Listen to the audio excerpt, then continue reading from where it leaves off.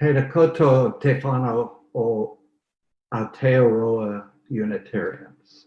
Tēnā koutou nā manahiri, no mai, hara mai ki tēnei whare karakia a te atua. Tēnā koutou, tēnā tātou katoa. Yeah. We gather however we can in this new world of physical distancing and masking as an act of both defiance and solidarity.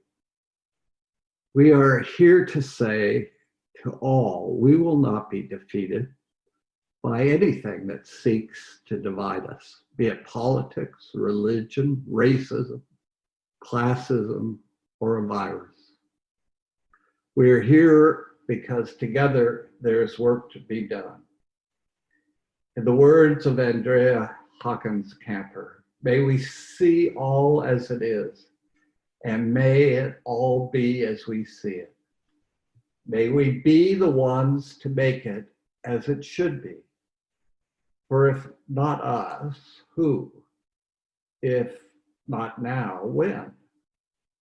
This is answering the cry of justice with the work of peace. This is redeeming the pain of history with the grace of wisdom.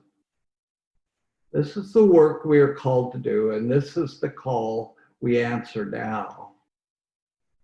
To be the barrier and the bridge, to be the living embodiment of our principles, to be about the work of building the beloved community, to be a people of intention and a people of conscience.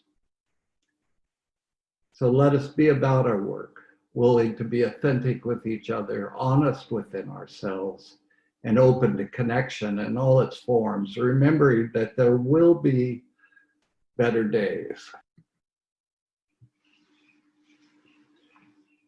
Now I invite you to get out your candle if you have one, or your chalice. These are words that are offered by Alicia Roxanne Ford, entitled Across a Great Divide. It feels like we are eyeing one another across a great divide, a divide I sometimes call class, race, ethnocentricity, theological perspective, and its implications for how we practice, how we live, how we be.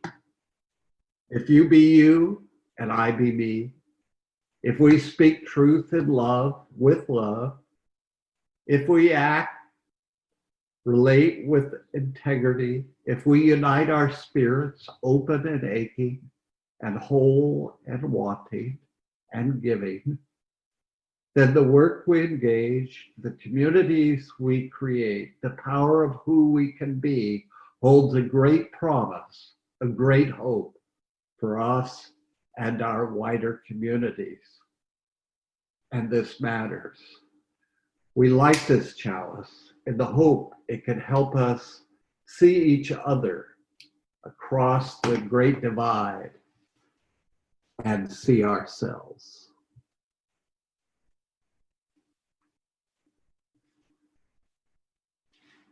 My musings this week, I've entitled, Why Don't We Talk About Class in Church? Unitarians have a class problem. We don't talk about it.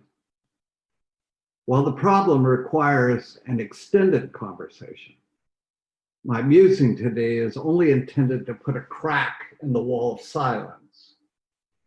You might ask, why can't I leave well enough alone?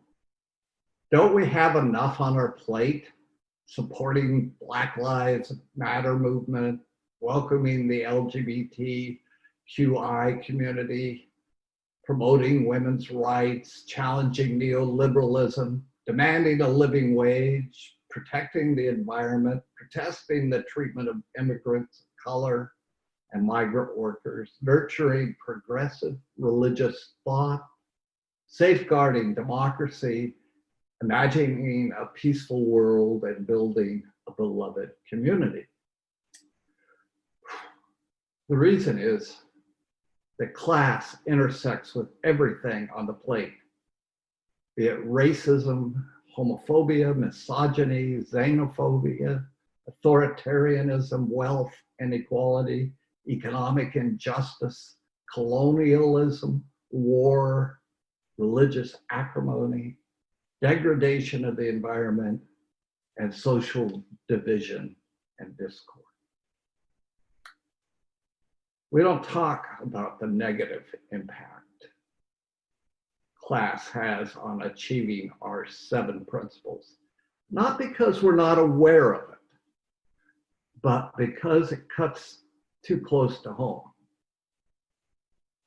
UU theologian Rebecca Parker continues to push for broadening Unitarian Universalist identity to include racial and cultural expressions of Unitarian and Universalist values, countering a history of Unitarian Universalist enmeshment with white privilege and economic privilege that limits Unitarian Universalism's accessibility and hospitality to many for whom its strengths could be life-giving. This vision of a democratic, open faith for all kinds of people has long been a part of our expressed dreams, but we've never been able to make this vision manifest. The movie biography, Miss Potter, starring Renee Zellweger as Beatrix Potter, includes a scene in which Beatrix is entertaining Norman Warren of the Frederick Warren Publishing Company. Norman is given the task of working with Beatrix on her bunny book. She eventually becomes her suitor. He eventually becomes her suitor as well, much to the dismay of Beatrix's mother, who is a social climber and a snob. She despises Norman's presence in her home, and in the film remarks to her daughter, "I wish you wouldn't invite tradespeople into the house. They carry dust." A reviewer of the film, Anthony Lane, commented in the New Yorker that those like Mrs. Potter were trying to climb to the top of the social ladder, would not wish to marry off their children to someone who was only halfway up. Despite Mrs. Potter's clawing for upper class pretensions, the Potters would never be accepted on the highest rungs. At one point in the film, Beatrice reminds her father that their family money comes from the printing factories, and that they themselves were only 2 generations removed from being tradespeople. Although the Potters' wealth qualifies them as upper middle class, their regional background and religious affiliations excluded them from social acceptance among the most fashionable of London society. They are cut off by their faith. They are Unitarians. Those most familiar with the history of New England Unitarianism may be surprised at the cultural snobbery towards Unitarianism in England, exemplified by the plight of the Potters. In New England, the Unitarian faith developed with the standing order of congregational churches. Many present-day Unitarian Universalist congregations at one time embodied this establishment. They were the makers of the social order. In Britain, the Unitarian faith developed outside the establishment among those led by the dissenting clergy, who refused to subscribe to the Act of Uniformity and were forced to leave the Church of England in 1662 as part of the Great Ejection. After the Toleration Act of 1689, dissenting groups could meet legally in Britain, but not the Unitarians. That would not happen until 1813. Many of the chapels that later became Unitarian were officially Presbyterian or Congregational in the 1600s and 1700s. They were best served by not being too conspicuous as to their real purpose. Graham and Judy Haig, the authors of the Architectural History, the Unitarian Heritage, tell us that the homely domestic architecture of these chapels reflects both the modest standing of their members and their fear of persecution. They needed protective cover. It is almost the opposite of New England parish churches, where Puritan forebears often chose the highest ground in town for their church. So its tall steeple would be the symbol of a shining city on a hill for all to see, the moral compass of the entire community. So you can see classes cut both ways for Unitarians. In America, Unitarianism was the establishment, producing 4 presidents. In England, Unitarians were the scourge of the higher classes that persecuted them. Our congregation was founded by British Unitarians. While not quite a scourge here, we did produce one Unitarian prime minister after all. The mentality of keeping a low profile came to New England with them. In 1901, our church building was begun and completed. St. Matthew in the City, an Anglican church funded by Auckland merchant class, began construction the same year, but took 3 years to complete. Even people who in our neighborhood often walk by unaware of our presence. No one who visits Auckland's CBD is unaware of St. Matthew's architectural prominence on land given by the Crown in perpetuity. Elitism, no matter what side we're on, cuts us off from the whole of society. For Unitarians, that is exacerbated by our theology that, for the most part, only addresses the questions of the stereotypical UU, the white professional. Many of us have been able to follow our bliss with a sense of calling and purpose. Even after we retire, we may continue to dabble in our former profession. Now imagine someone from the working class. They didn't follow their bliss. They rented out their brains, muscle, and time solely to try to survive while supporting their family. When they retire, they don't dig ditches as a hobby. When they retire from Countdown, they don't set up a barcode scanner in the shed just to stay busy.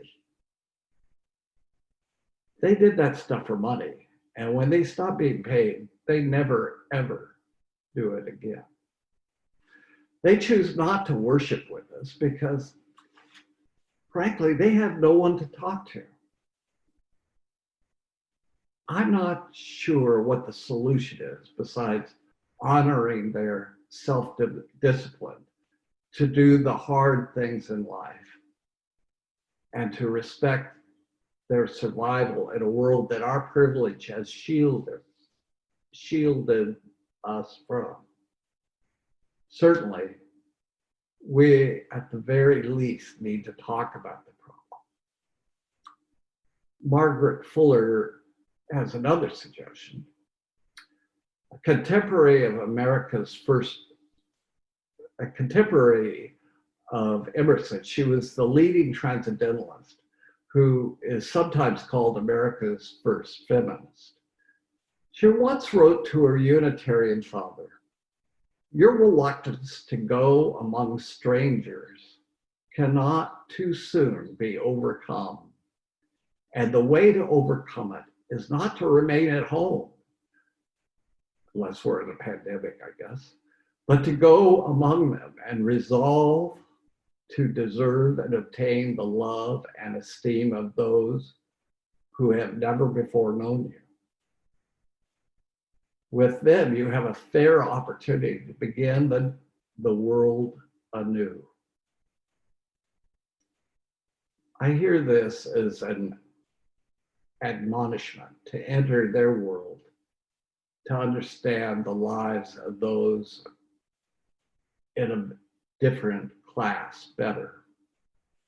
Yes, that will be uncomfortable, but no more uncomfortable than inviting them into our world. Our theology says this vision to begin the world anew must be with all kinds of people, not just with the social circle we create or with like-minded liberals. It must be practiced in an ever intentional manner and in ever widening circles, if our faith is going to be truly transformational. Perhaps this is how Unitarian Universalism can fulfill its democratic vision and become more than a faith for a few. It is my hope.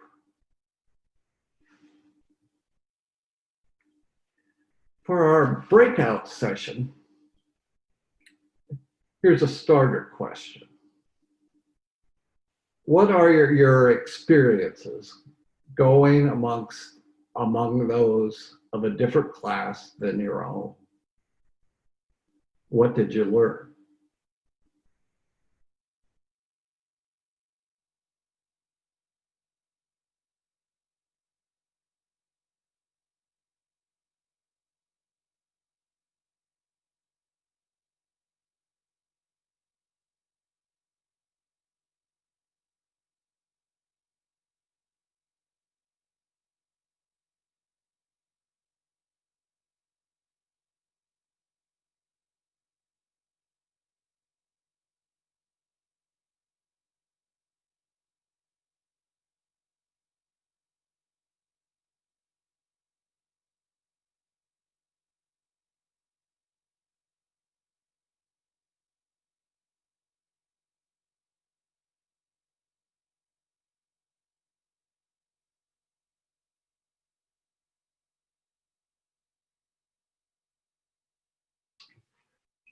We extinguish this flame, but not the light of truth, the warmth of community, or the fire of commitment.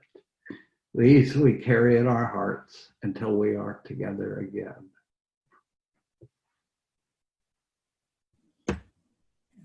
For our closing words, by Ian Huntington Bear.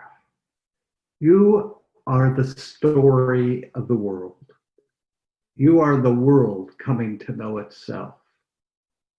May you trust that all you will ever say or do belongs to the story of the world.